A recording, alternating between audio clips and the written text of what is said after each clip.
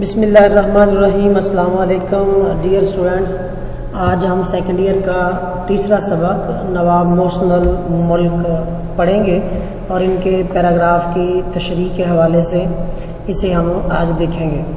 تو نواب محسن الملک second year کا سال دوم کا تیسرا سبق ہے اور اس کے جو پیراگراف ہیں ان کی تشریح اور اس میں جو حوالہ جات آپ لکھ سکتے ہیں اس کے حوالے سے دیکھیں گے۔ کوشش کریں گے کہ یہ 2 سے 3 جو ویڈیوز ہیں ان میں یہ سبق مکمل ہو جائے۔ تو اس میں میری کوشش ہے کہ پہلی ویڈیو میں یہ اس کا پہلا پیج جو کتاب کا صفحہ نمبر 16 ہے اس کے جتنے حوالہ جات ہیں وہ آپ کو پہلی ویڈیو میں دکھا دوں۔ اب اس میں دیکھیے نواب محسن الملک، یہ یہاں پہ ایرو ہے، اس کے اوپر حاشیے کی علامت ہے۔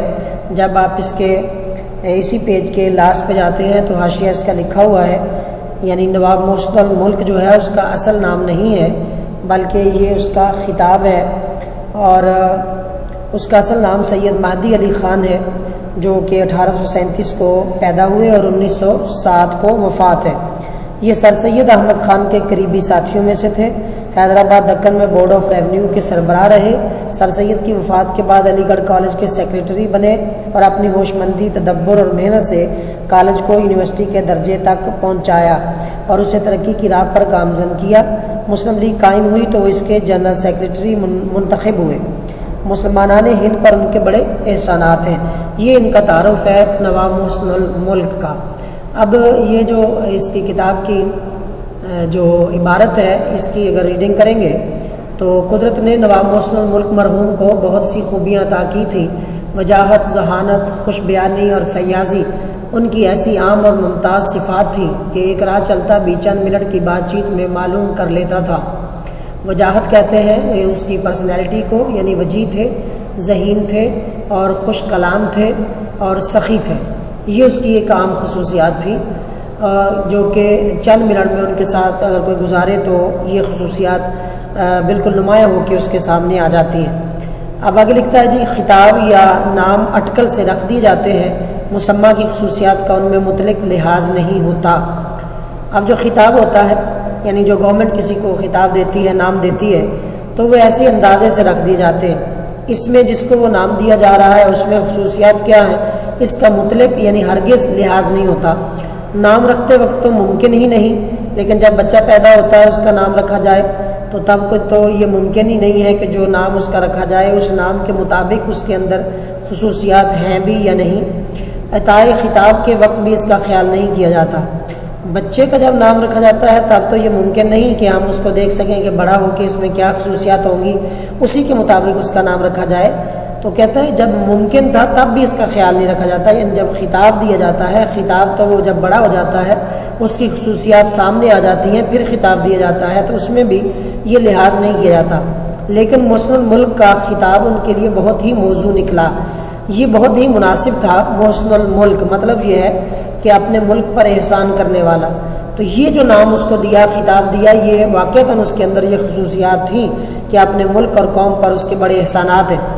ان میں پارس پتھر کی خاصیت تھی۔ پارس پتھر کے بارے میں یہ مشہور ہے کہ یہ اس کے ساتھ کوئی بھی اور چیز لگائی جائے، لوہا، تانبا، پیتل، تو یہ وہ اس کے ساتھ چھونے کی دیر ہے کہ وہ سونا بن جائے گا۔ تو کوئی ہو کہیں کا ہو ان سے چھوا نہیں اور کندن کا ہوا نہیں۔ کندن کہتے ہیں خالص سونے کو۔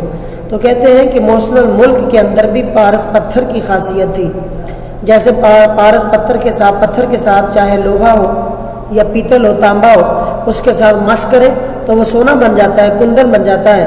اسی طرح نواب محسن الملک کے پاس کوئی بھی ہوتا، کسی طرح کا بھی ہوتا، جب وہ آپ کے ساتھ رہتا، آپ کی تربیت میں رہتا تو اس کے اندر بھی ایسی خاصیت آ جاتی کہ آپ ان کو کہہ سکتے ہیں کہ اب یہ خالص انسان ہے، جیسے کہ کندن خالص سونا ہوتا ہے۔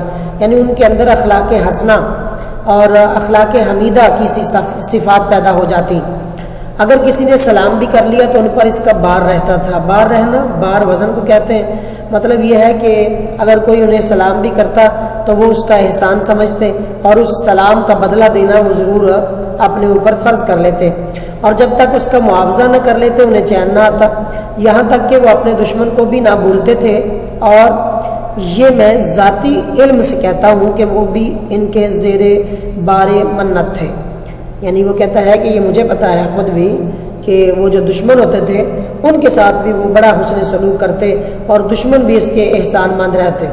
سیاسی مصلحتیں بعض اوقات اہل حکومت کو مجبور کرتی ہیں کہ وہ ان افراد کو جو ان کی یا حکومت کی راہ میں حائل ہوں یعنی رکاوٹ ہوں دودھ کی مکھی کی طرح نکال کر پھینک دیں. مرحوم کو بھی کبھی کبھی ایسا کرنا پڑتا، لیکن انہوں نے اس ناگوار اور دل شکن کام کو اس خوبی اور سلیقے سے کیا کہ مخالف ہونے پر بھی محسن الملک کو دعائیں دیتے گئے اور جب تک زندہ رہے ان کے شکر گزار رہے. اس پیراگراف میں جو مشکل لفظ تھے وہ میں نے کوشش کی ہے کہ اس کے معنی میں آپ کو بتا دوں، لیکن میں نے اس کی زیادہ ڈیٹیل میں اس لیے نہیں گیا ہوں کہ جب آپ اس میں حوالہ جات کو ایڈ کریں گے تو یہ خود بخود ہی اس کی جو تشریح ہے وہ نکھر کر سامنے آ جائے گی. اور زیادہ اس پہ ڈیٹیل میں جانے سے تھوڑی ویڈیو بھی وہ لمبی ہو جاتی ہے اور پھر سبق جو ہے اس پر کئی ایک ویڈیو پر مشتمل ہو جاتا ہے. تو اب میں اس پیراگراف کے مطابق جو حوالہ جات آپ لکھ سکتے ہیں اس کو میں یہاں پہ آپ کے سامنے پیش کرتا ہوں. تو ان کو آپ دیکھیے گا. سب سے پہلے جو اس نے کہا ہے کہ قدرت نے جو نواب محسن الملک کو بہت ساری خوبیاں عطا کی ہیں، تو یہ بات صحیح ہے کہ اللہ رب العزت نے جو انسان کو پیدا کیا ہے تو اللہ رب العزت خود ارشاد فرماتا ہے لَقَدْ خَلَقْنَا الْإِنسَانَ فِي أَحْسَنِ تَقْوِيمٍ کہ ہم نے انسان کو سب سے اچھی صورت میں پیدا کیا ہے. تو یہ حوالہ آپ یہاں پر آپ لکھ سکتے ہیں. اس کے بعد یہ جو آگے اس نے خوبیاں بیان کی ہیں کہ وجاہت ہے، ذہانت ہے، خوش بیانی ہے، فیاضی ہے، یہ اتنی زیادہ جو خوبیاں ہیں محسن الملک میں اللہ رب العزت نے دی ہیں. تو یہاں پر ان کی تشریح لکھنے کے بعد کہ وہ کیسے وجی تھے، ذہین تھے، خوش بیان تھے، تو یہ آپ لکھ سکتے ہیں کہ یہ ثابت کر دیا تجھ کو بنا کر دست قدرت نے کہ ہو سکتی ہے اتنی خوبیاں صورت میں انسان کی. تو یہ آپ لکھیں گے. اس کے بعد اب جو خوش بیانی کی بات ہے تو قرآن مجید کہتا ہے وَقُولُوا لِلنَّاسِ حُسْنًا اور لوگوں سے اچھے انداز سے گفتگو کرو.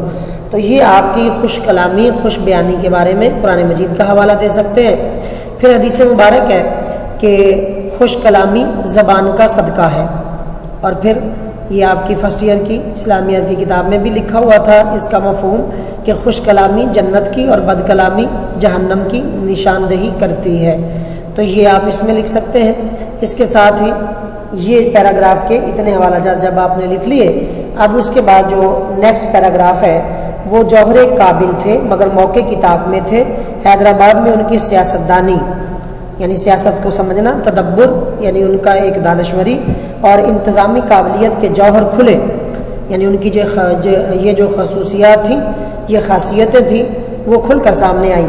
ان کا ذہن ایسا رسا یعنی ذہن مسئلے کی تہ تک جلدی پہنچ جاتا. ان کی طبیعت ایسی حاضر، ہر وقت بزلہ سنجی، حاضر دماغی، یہ ان کی خاصیت تھی. ان کے اوسان ایسے بجا یعنی ہوش و حواس بالکل قائم، اور معاملات اور واقعات پر ایسا عبور تھا یعنی ایسا کنٹرول تھا، ایسی مہارت تھی کہ بڑے بڑے پیچیدہ معاملات کو باتوں باتوں میں سلجھا دیتے تھے. اور اگر ٹرکی یا کسی اور سلطنت کے فارن منسٹر ہوتے تو یقیناً دنیا میں بڑا نام پیدا کرتے. بڑے بڑے مدبر ان کا لوہا مان گئے تھے. لوہا مان جانا یعنی کسی کی صلاحیت کو مان جانا. اب نیکسٹ پیراگراف ہی ساتھ ہی پڑھتے ہیں. یوں تو انفرادی اور اجتماعی حیثیت سے نواب صاحب مرحوم کے احسانات حیدرآباد اور اہل حیدرآباد پر بے شمار تھے، لیکن ریاست کے نظم و نسق میں چند چیزیں خاص ان کی یادگار ہیں. یہ ان کی نشانیاں، مثلا ریاست کا بجٹ نواب صاحب نے مرتب کیا اور مصر کے بجٹ کے نمونے پر تھا جو وہاں انگریزی نگرانی کے بعد پہلی بار تیار ہوا تھا. بندوبست کا محکمہ بھی انہی کا قائم کیا